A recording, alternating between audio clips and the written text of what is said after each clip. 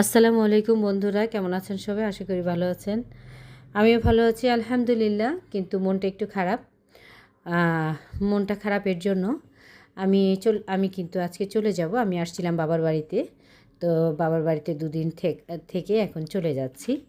তো আমি যখন আসছি তখন আমি বেরিয়েছিলাম এই কুকুরগুলোকে দেখার জন্য, যে কোথায় কোন কুকুরটা থাকে। তো আমি গতকালকে দেখেছিলাম, আর আজকে ভোরবেলা চলে আসার আগে ওদের খাবারগুলো দিয়ে আসলাম। আমার যতটুকুন সামর্থ্য হয়েছে আমি দিয়ে এসেছি আলহামদুলিল্লাহ। আমি চেষ্টা করেছি।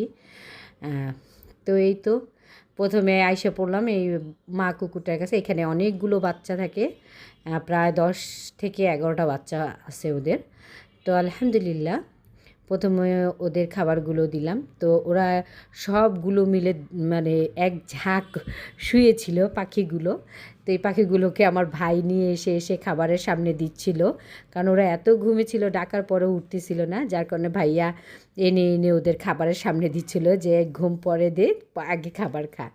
তো আলহামদুলিল্লাহ আমার এই কাজে সহযোগিতা আমার ভাইয়া ভাইয়া ওদের ধরে ধরে খাবারের সামনে দিয়েছিল আলহামদুলিল্লাহ।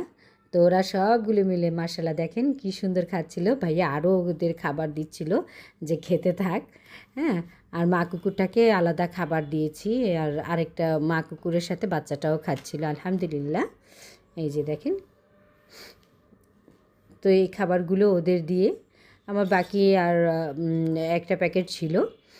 তো এই আমি সবগুলো আনিনি। আমি ভাবছি যে কয়টা আছে সবগুলোকেই দেব, কিন্তু বাকিটা বাসা থেকে এনে দেব।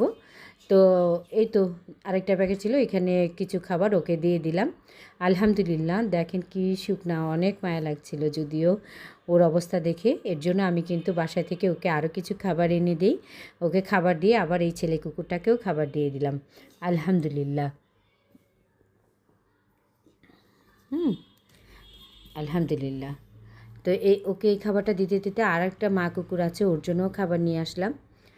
তো ওদের খাবার এনে এনে দিচ্ছিলাম, কারণ ওরা আমার বাসার কাছেই থাকে, যার কারণে ওদের খাবারগুলো দিতে পারছিলাম।